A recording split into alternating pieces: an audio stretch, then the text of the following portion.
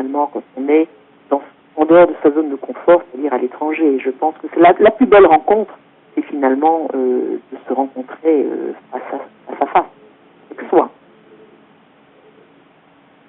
Si je peux ajouter, j'ai commencé à lire de 280 pages au moment, donc c'est pas terminé, mais dire que c'est une force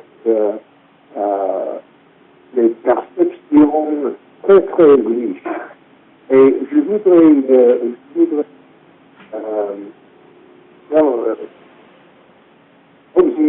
mon expérience de ce livre en deux dimensions.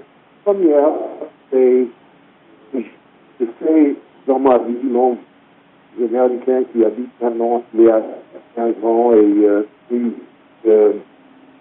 tout ça. Et d'autres points de vue, comme journaliste professionnel, je pense que nous allons trouver dans votre travail, dans votre œuvre, des très importants pour le futur de notre des outils nécessaires pour notre avenir. Donc je commence avec l'expérience personnelle et il me faut dire, et je ne rigole pas, que beaucoup de vos descriptions ont montré sur Los Angeles. Oui?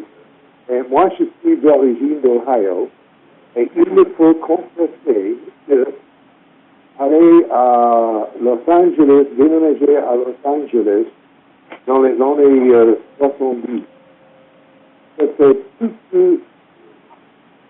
beaucoup plus difficile que de déménager en France.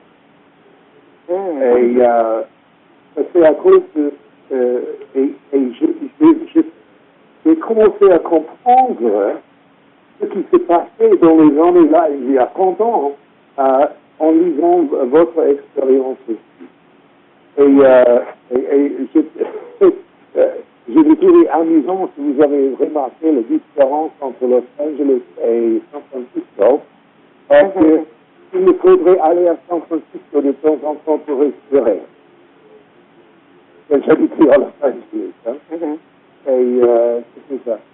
L'autre chose que je trouve très intéressant et très enrichissant et utile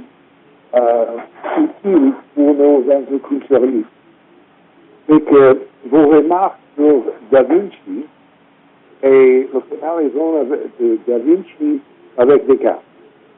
Et c'est vrai que nous sommes perdus pour longtemps dans ces dimensions construites des recherches numériques, des recherches très, très scientifiques sur la culture.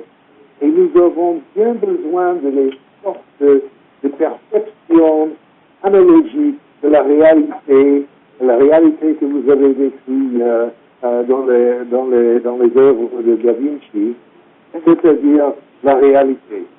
Et pour ça, c'est très important d'avoir des métaphores, des analogies, etc.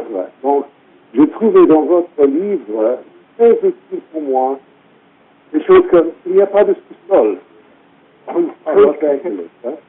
C'est très important. Et ça veut dire, c'est vrai, il n'y a pas de sous-sol, et il n'y a pas d'histoire.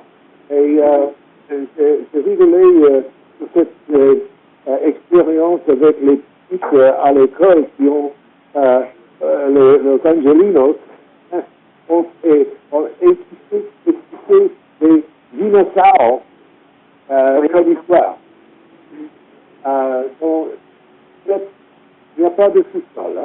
Hein. Ça, c'est très utile. Et aussi, cette question de... il y a enfoui cette sorte d'expérience américaine. Nous sommes tellement individualistes. Je n'aime pas ce mot, je voulais dire que le moi, centre du monde, c'est une expérience que j'ai vécue en Los Angeles. Hein. J'ai travaillé avec un jeune homme une fois qui me disait, vous savez, je suis venu d'ici de New York, je suis ici 6 mois, j'ai cherché le centre des choses et enfin j'ai réalisé qu'il n'y a pas de centre. Et à cause de ça, les Américains sont souvent, et spécialement dans cette expérience californienne, qui est très, très, très la future, l'avenir, etc., d'Amérique, il y a cette expérience d'être seul, et le seul, il faut développer le soi pour survivre. Et à cause de ça, il y a tous ces self-help, toutes les choses que vous avez décrites là, mais à l'autre côté, cette acte est tellement lourd qu'il ne faut pas acheter. Même à travail, même dans la vie personnelle, trouver la solitude, c'est pas une chose qu'on aime trouver de soi, mais c'est une chose nécessaire pour survivre dans cet environnement. Nous avons perdu son ça.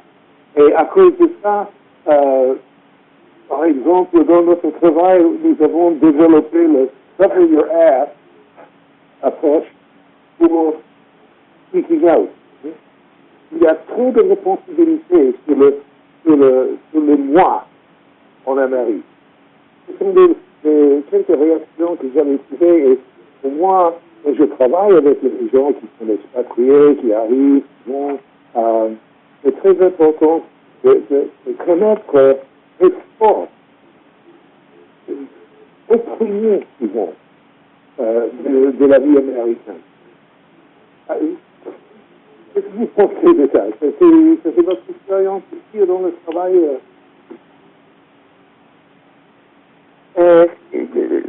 Là, oui, parce que vous parlez de mon chapitre sur oui, la solitude, le développement du moi qu'on ressent dans ce moi. On devient son propre GPS à Los Angeles par la force des choses. Cette table rase.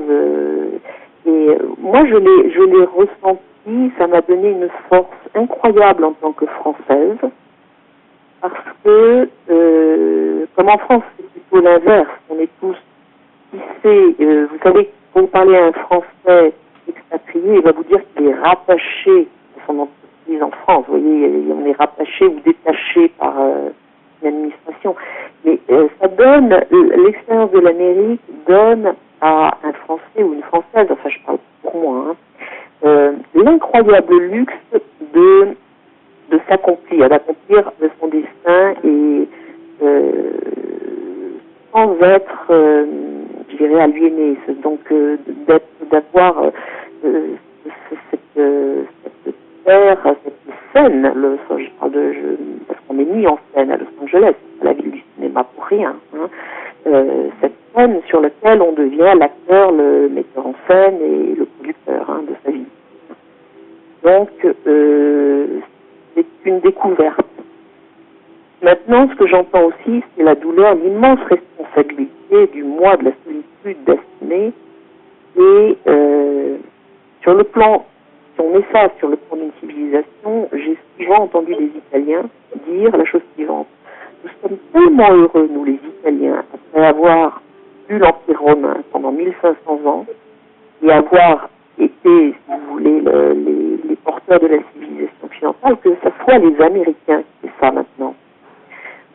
Dans un inconscient collectif pour les Italiens, ils n'en veulent plus de cette responsabilité. Et le fait que ce soit l'Américain en soi qui soit porteur de son destin et de actuellement la première puissance économique au monde, c'est aussi très lourd et c'est très intéressant de pouvoir le dire.